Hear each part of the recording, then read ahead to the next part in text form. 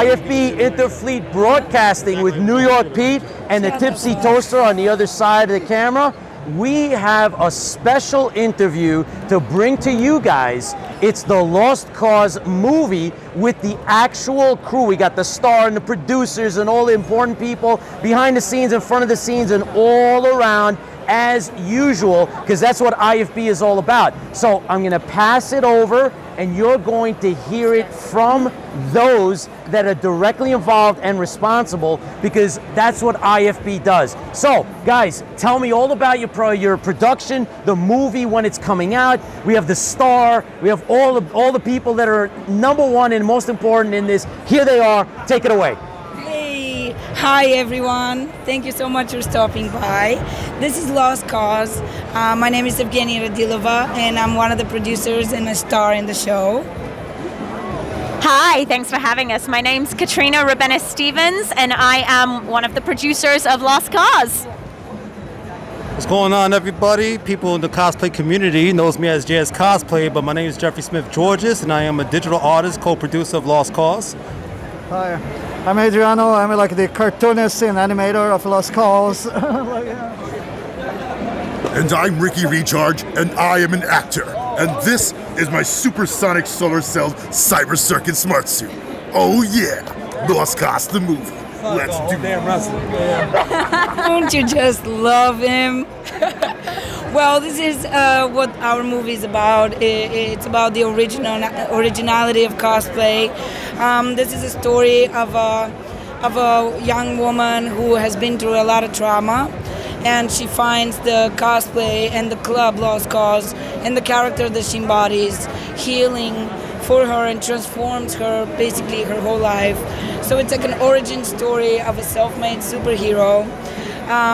Lost COS is the name of the movie, as well as a club that we're creating, which is the first cosplay club ever, and we're also trying to take that idea and move it to the real world.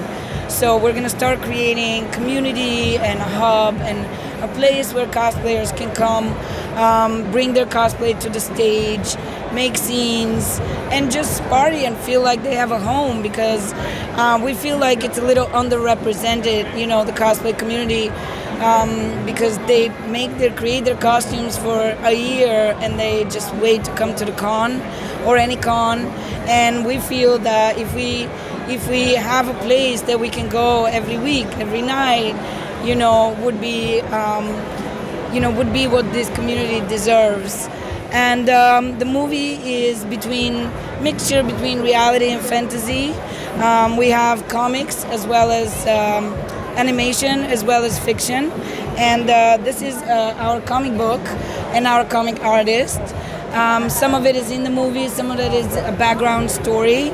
And maybe Adriana wants to say a few words about it.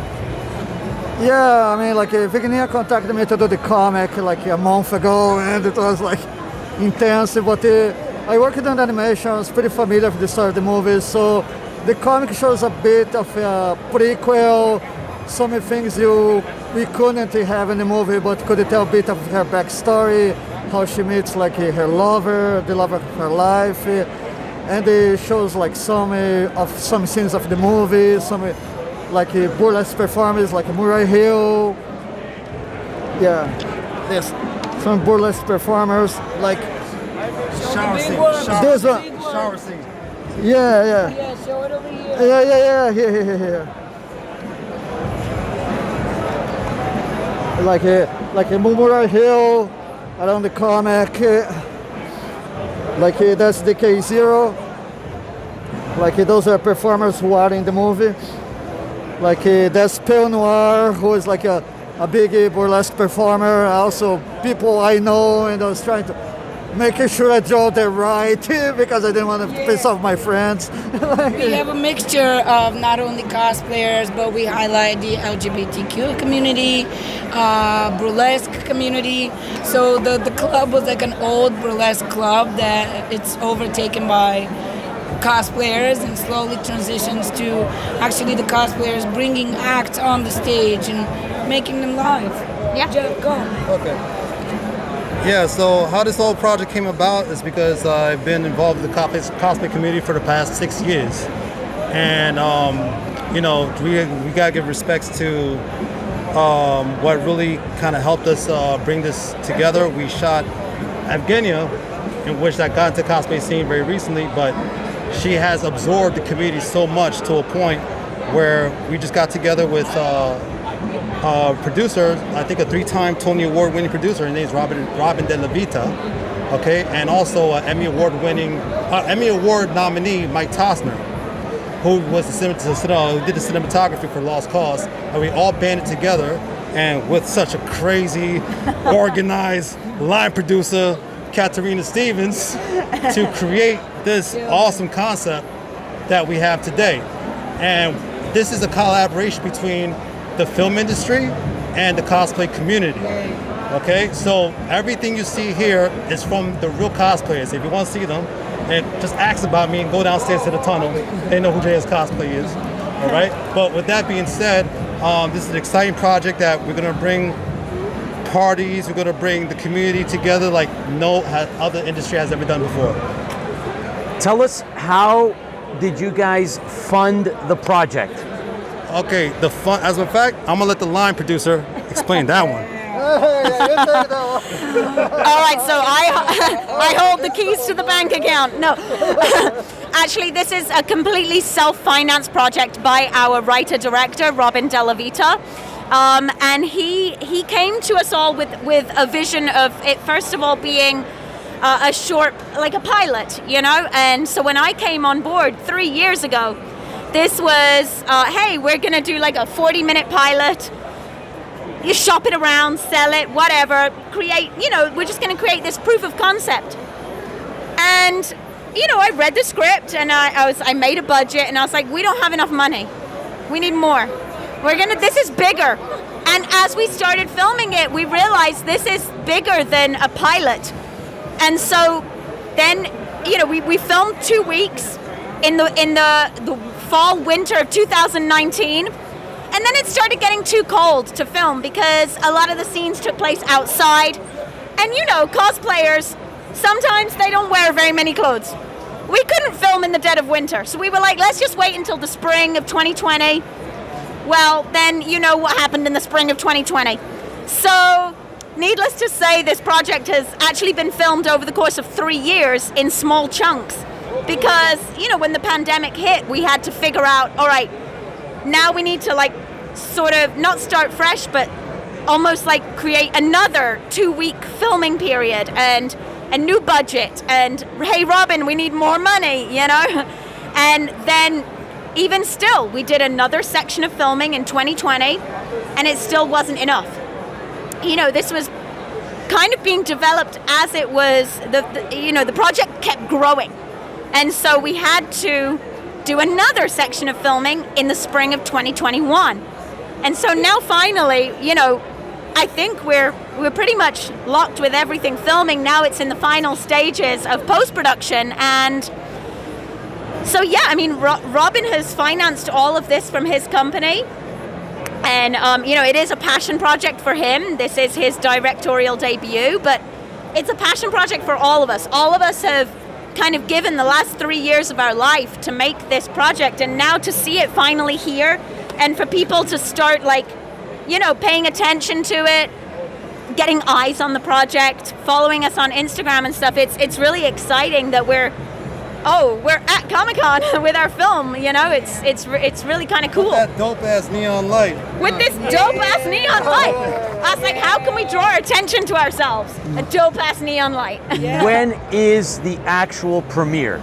So that's something that we don't. TBA. Yeah, because this film has to hit the festival circuit. Okay. So, you know, we're hoping to get it in. First, we're promoting a private viewing for the cosplayers we get beforehand. Yeah. To make sure that this project comes out in a way where it's dressed perfect, and when it goes out to the masses. Yeah, so it has to go through. It hasn't yet gone through a sort of vetting process with you know, people getting eyes on it. At the moment, we're still finishing the first edit, of the full thing, you know, and We'll have a festival season run for a year, and definitely we'll have a premiere in New York. We just don't know which festival yet. Yeah. Okay, good. That's really good. That's so Yeah. important that you guys have a handle on what's going on. It obviously has grown.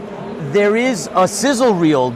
You definitely have something. Yes, this was you cut have some together. stuff This out. was cut together by one of our other producers, Stephen, who couldn't be here today. He cut together this sizzle reel specially for Comic-Con, just kind of showcasing sort of some of the biggest moments. There's a lot of so Evgenia is actually a professional fire dancer as well, and so there's a lot of pyro tricks in there as well. And we wanted to showcase the cosplayers, and they're in the teaser. So yeah. Well, look, from IFB, Interfleet Broadcasting, and our fan base, we are definitely excited. We want to see this when it comes out. We're gonna wish you break a leg, as they say, right? And please keep us informed, because IFB is gonna want to know what goes on. So without you guys realizing it, you kind of gave us a little bit of a background on how a project can be done. Sometimes it gets done in stages, sometimes it gets done all together. Oh, yeah. But in the end, you guys were able to make it happen. So you're on the threshold. Yeah. And you know, you kind of narrated it. So now the next step is, you know, finally put it together, make sure it gets vetted by everybody involved, and now you're gonna go to the festival circuit, right? Yep. And it's a labor of love, right? It is. It's a true passion project. Yeah. Fantastic. So IFB is very much involved in terms of helping you promote. We love the concept of the cosplay, right? We love this. Yeah. And thank you so much for taking the time out, right? And we were there for you. Please keep us in mind. Let us know, right? Update us. And I know the fans are going to want to see some of this. And thank you so much, right? Thank you. So from New York Pete and the crew from Lost COS, thank you so much. Oh, hold up. Let me just explain what Lost COS is. Lost COS means you're lost in costume. Outstanding. Lost in cosplay. Cool. Because some people will think like, oh, you're just a lost cause for people who do stuff. Exactly. Good. But it means you're lost in your costume, like because cosplay is like you are that character that you play. Fantastic. And as you can see, every time he talks with that epic wrestler voice, Ricky Recharge. all right, he's lost in his costume. Outstanding. Outstanding. That's what this means, all right? Outstanding, guys. Thanks again. Yes, please. Thank you, everyone. I actually gained an entire new family. Dude, it's a I love it's a I've gained family. an entire new family making this movie. At Lost COS community has so much love, so much passion. We help each other out. I love being a part of this. Love it. Thank you. Outstanding, guys. Thank you, thank you, thank you. All right, until that time, guys. Fans Yes. fuel the fleet at IFB. So, Fans fuel the fleet at IFB. Fans Till fuel next the time, fleet guys. at IFB. Thanks for tuning in. Thank you.